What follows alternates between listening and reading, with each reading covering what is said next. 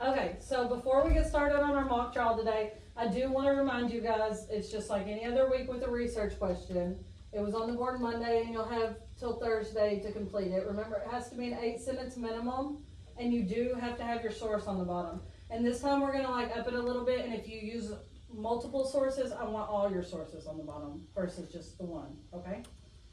So now we're gonna start our mock trial, and and I'll start the mock trial and then we'll go to your guys' opening statements. So it'll work with, you guys will give your opening statements, you'll get a chance to present each of your evidences, and then we'll move to witnesses. And once a witness is called, for example, if they call their witness, the other side will have a chance to cross-examine that witness. If you don't want to cross-examine that witness, that's fine. Just tell me you don't have any questions for that witness. And then you guys will get to call your witnesses, and then they can cross-examine if they'd like. Okay. Ladies and gentlemen of the court, we are gathered here today to examine the actions of Marcus Brutus, a man once heralded as a defender of the Republic of Rome. Our case centers on the fateful events of 44 BC, when Brutus participated in the assassination of Julius Caesar, a pivotal moment in Roman history. As we delve into the evidence and witness testimonies, I will consider the true nature of Brutus's motives. The Republic of Rome will present a case against Brutus, and he will defend himself. I want to tell you guys, I am the judge and the jury for this trial, but I'm not going in with any kind of like preconceived notions. I'm just strictly going to base my decision off of the evidence that you guys showed me. So I don't have any thoughts in my head already about it. Okay, so we're going to start with Brutus's defense's opening statement. Ladies and gentlemen of the jury, I stand before you today to defend Marcus Junius Brutus, a man whose actions were driven not by malice or personal gain, but by a profound sense of duty to the Republic of Rome. Brutus did not seek power or glory. He sought to preserve the very essence of Roman democracy. Brutus made the agonizing decision to act for the greater good, solely to protect the freedoms and values that Rome held close. Okay, thank you. Now, the Republic of Rome, you guys can present your opening statement.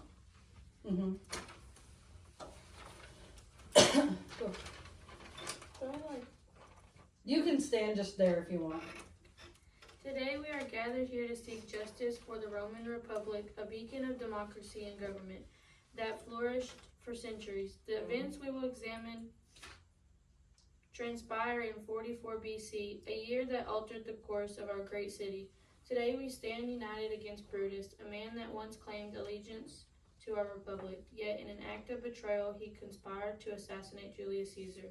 Brutus believed that he acted for the good of the republic, but in reality his actions unleashed chaos and led to the decline of our republic.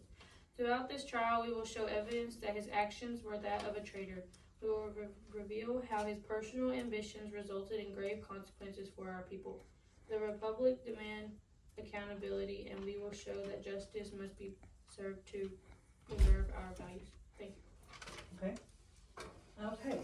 So now, Brutus, you guys can present your evidence and show the courtroom any type of visuals that you have.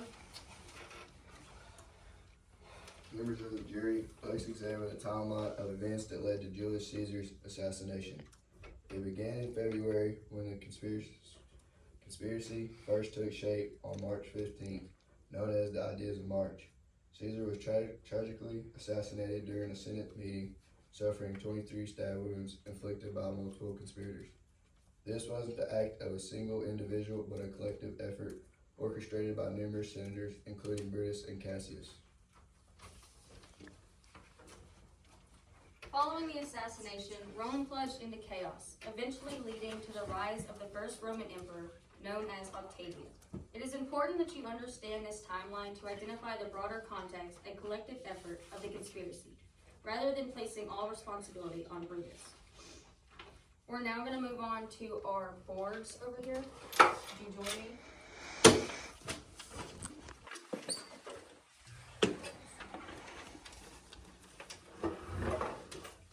So, point number 1, we have Caesar's ambition. Brutus believed that Caesar's ambition would eventually lead to the downfall of the Roman Republic. He was afraid that Caesar's growing power and influence would result in a dictatorship, stripping the Roman Republic of their freedoms and liberties. So the second one we have is public welfare. Brutus consistently demonstrated his commitment to the welfare of Rome. His decision was not motivated by personal gain, but by a genuine concern for the future of the Republic. He acted to prevent what he saw as a threat to Roman democracy. So our third one is going to be influence of the Senate. Many senators, including Brutus, were concerned about Caesar's disregard for the Senate's authority. By assassinating Caesar, Brutus aimed to restore the balance of power and ensure that the Senate remained a vital governing body in Rome.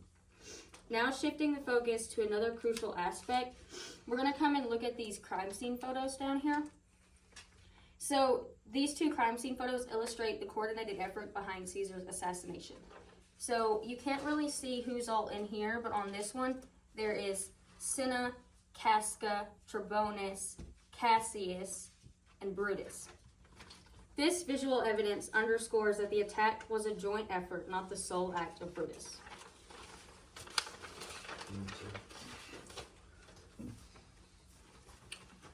The first quote, "I love Caesar, but I love Rome more." This quote from Brutus highlights his internal conflict and sense of duty. It means that while he had deep affection and respect for Caesar, he believed the well-being of Rome was more important. So he felt he had to act against Caesar for the greater good. Second quote, "For let the gods so speed me as I love the name of death." This quote we hear from Brutus means he is willing to face death if the gods will support his cause. Essentially, he's saying he loves the idea of honor and sacrifice more than the fear of dying, showing his commitment to his beliefs. The third quote, "Caesar, now be still, I kill not thee with half so good as with will." This quote shows Brutus speaking to Caesar's spirit, asking him to rest in peace. He is stating he didn't kill Caesar with as much willingness as he is now ending his own life. That's all. Okay. Thank you. Now, the Republic of Rome, you guys can present your evidence. I'm gonna have to move again so I can read it.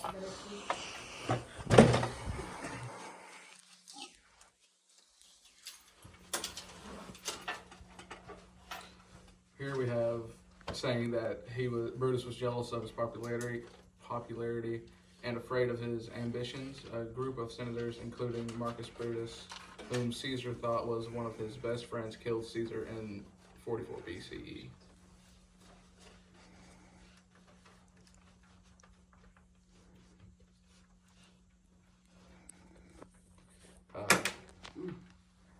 He wasn't just stabbed once, he got stabbed 23 times. They stabbed him because the Senate was afraid that Caesar was going to try to secure power by bringing back the monarchy. And he said he killed himself because he was guilty. If he wasn't guilty, he wouldn't have killed himself.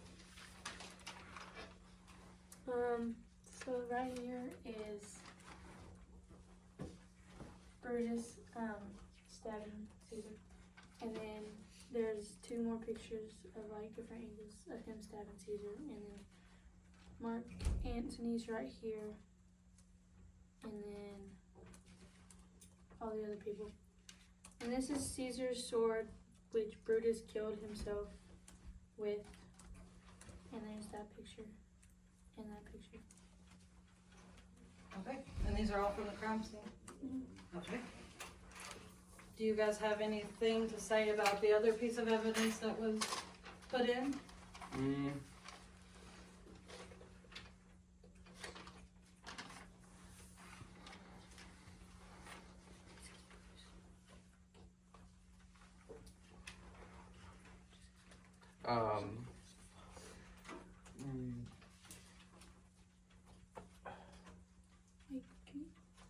We can call him lawyers. We're gonna call witnesses. Would you guys rather get in the witness portion of it?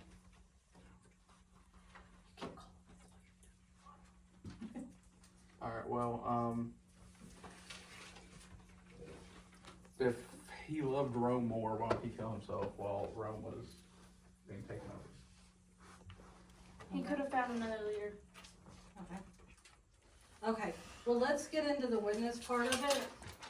And then you guys can ask those questions to some of the witnesses that we call.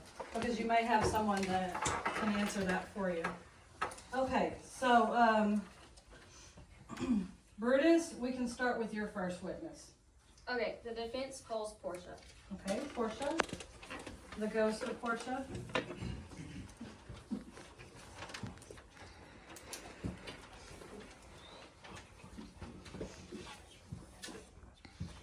Would you like to swear Portia in? Yeah, Portia, do you swear to tell the whole truth and nothing but the truth? So, no? Okay. Portia, you know Brutus better than anyone. Would you describe him as a man who could ever act out of envy or malice? Brutus is a man of honor and integrity. He has never acted out of envy or malice. His intentions are always rooted in a deep sense of duty and love for women. Okay, thank you. Brutus confided in you before Caesar's death. Did he express any personal hatred towards Caesar, or was he tormented by the weight of his decision for Rome? Brutus never expressed personal hatred. His decisions were driven by his belief in the greater good for Rome. Though they weighed heavily on him, his actions stemmed from duty, not personal malice. Okay, Portia, do you believe that Brutus would have done this out of envy or malice for the last time? Okay, thank you. That's all. Okay. Okay, you guys, also have a chance to cross-examine this witness. So, this will be more like think on your toes type stuff, because you'll just have to go off of what the defense is putting out there. Alright, so, why did Brutus kill himself?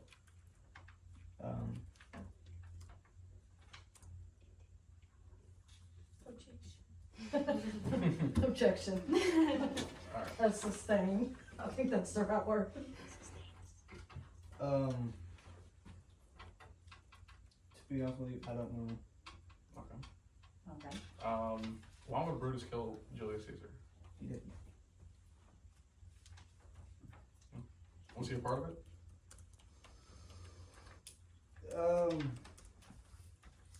It was a group act, A group act of him? but he didn't get it. I mean, yes, he was there, but he didn't get it. Did he stab Julius Caesar? He was Objection. What objection on what grounds? Exactly. She didn't say. Oh. Okay. Sustained it. Alright. So saying, A begin. lawyer can't talk to him. Okay. That's the question again. Wow. Why,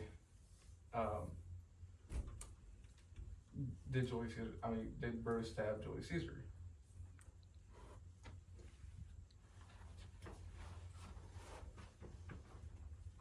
Like I said, it was a group act. He was the last one. To what? It was peer pressure. It was peer pressure Peer and pressure. stabbing somebody. Yep. So, he still stabbed him though, right? Yes, but he was the last one to stab him, but he was like already dead. Objection. God. Okay, so he did stab him. Okay. Objection incriminating. No, question mark. He said that he did. Okay, so, did Brutus kill himself afterwards? I don't know. Alright. Then where's Brutus? Rather not talk Okay. That's all. Okay. So, you guys, are you guys finished with the questions for Portia? Okay. Portia, you may step down. Okay, so, Brutus's defense, do you have another, witness you would like to call? Not at this time. Okay. So, how about the Republic of Rome? Do you guys have some witnesses that you need to call?